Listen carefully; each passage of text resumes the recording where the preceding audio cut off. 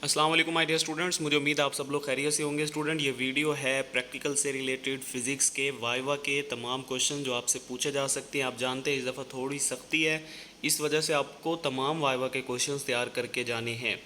आप सबसे पहले इस चैनल को सब्सक्राइब कर लें ताकि प्रैक्टिकल से रिलेटेड हर इन्फॉर्मेशन आपको मिल सके। स्टूडेंट, जैसा कि पहला क्वेश्चन है कि फ़िज़िक्स क्या है, व्हाट इज़ फ़िज़िक्स, वो आपसे पूछ सकता है फ़िज़िक्स है क्या।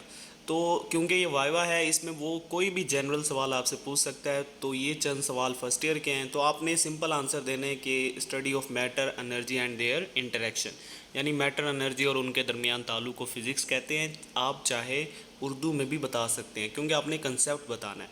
फिर वो आपसे पूछ सकता है किसी, अब ये सवाल है ना, जैसे यूनिट है तो वो ज़रूरी नहीं है सिर्फ फोर्स का यूनिट पूछे, वो किसी का भी यूनिट आपसे पूछ सकता है कि what is unit of force, तो आप सिंपल कहेंगे कि न्यूटन।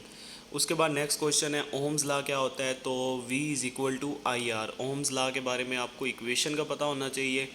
और उसके अलावा जो वोल्टेज होती है ये रेजिस्टेंस के डायरेक्टली प्रोपोर्शनल होती है।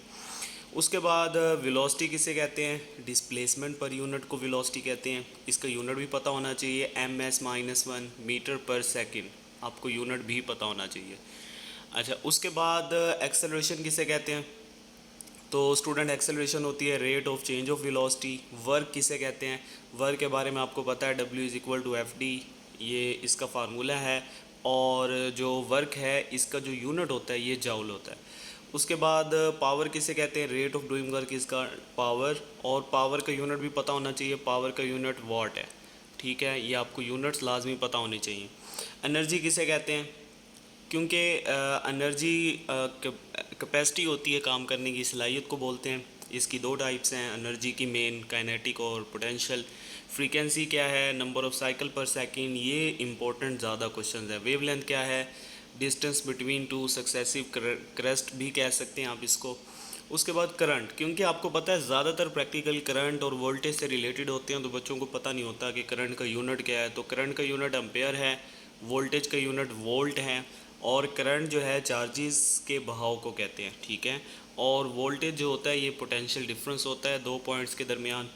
और रेजिस्टेंस वाला क्वेश्चन सबसे ज़्यादा पूछा गया, अभी मैट्रिक में भी प्रैक्टिकल हुए थे तो उसमें भी रेजिस्टेंस उसने लाजमी पूछी थी हर बच्चे से। रेजिस्टेंस क्या है, रेजिस्टेंस का यूनिट क्या है। तो करंट के बहाव में जो पोजीशन होती है उसको रेजिस्टेंस बोलते हैं, और इसका यूनिट ओम होता है। ठीक है, आपने याद रखना है कि रेजिस्टेंस का यूनिट ओम है। ये बहुत बेसिक क्वेश्चन हैं। उसके बाद रिफ्रैक्शन, अगर लाइट टकरा के वापस आ जाए तो वो रिफ्लेक्शन होता है।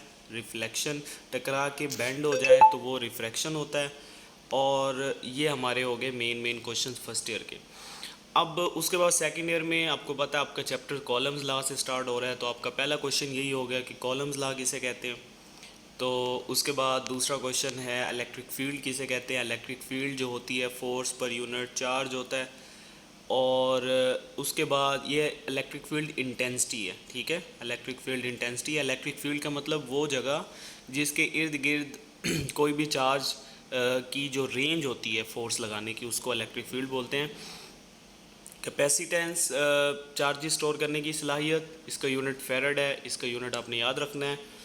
उसके बाद इलेक्ट्रोमैग्नेटिक इंडक्शन किसे बोलते हैं, ईएमएफ का पैदा होना मैग्नेटिक फ्लक्स के चेंज करने से, उसको इलेक्ट्रोमैग्नेटिक इंडक्शन कहते हैं। फैराडेज लॉ क्या है, changing magnetic flux induce EMF, जब मैग्नेटिक फ्लक्स चेंज होता है तो उससे इंड्यूस ईएमएफ पैदा होती है।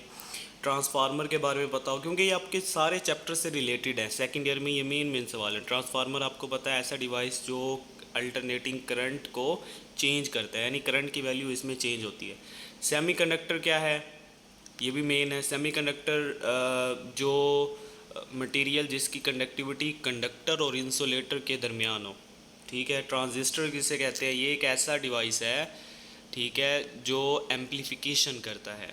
ठीक हो गया। उसके बाद फोटो इलेक्ट्रिक इफेक्ट, ये सबसे मेन है, इससे रिलेटेड प्रैक्टिकल भी है। इलेक्ट्रॉन्स का लाइट की वजह से खारिज होना क्या कहलाता है, फोटो इलेक्ट्रिक इफेक्ट कहलाता है। फिर लेज़र क्या होती है, ठीक है, ये मोनोक्रोमेटिक लाइट है, सोर्स ऑफ कोहेरेंट इसे बोलते हैं। एक्सरे किसे कहते हैं, ये हाई एनर्जी इलेक्ट्रोमैग्नेटिक रेडिएशन है। उसके बाद न्यूक्लियर फिशन, हैवी न्यूक्लियस का अगर स्प्लिट होना तो वो न्यूक्लियर फिशन होता है, और कंबाइन होना लाइट न्यूक्लियाई का वो न्यूक्लियर फ्यूजन होता है। हाफ लाइफ का मतलब क्या है? वो वक्त जिसमें कोई भी न्यूक्लियाई टूट के आधा रह जाए। ऑप्टिकल फाइबर किसे कहते हैं, ये भी हो गया। ऑप्टिकल फाइबर जो है ये ग्लास फाइबर होती है जो ट्रांसमिट करती है लाइट को। स्टूडेंट ये आपको हिंट मिल गए हैं कि किस तरह के सवाल वाइवा में पूछे जाते हैं। कोई मुश्किल नहीं है, बिल्कुल आसान है। आपका प्रैक्टिकल से रिलेटेड कोई भी क्वेश्चन आप कमेंट में लिखें, चैनल सब्सक्राइब करें। Thank you very much.